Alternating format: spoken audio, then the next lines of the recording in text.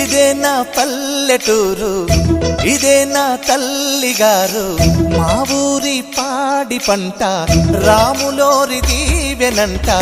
తల్లి గోదావరి నీళ్ళు కడిగే సీతమ్మ పాదాలు, ఊరంతా హాయ్ హాయ్ హాయ్, మనసంతా హాయ్ హాయ్ హాయ్.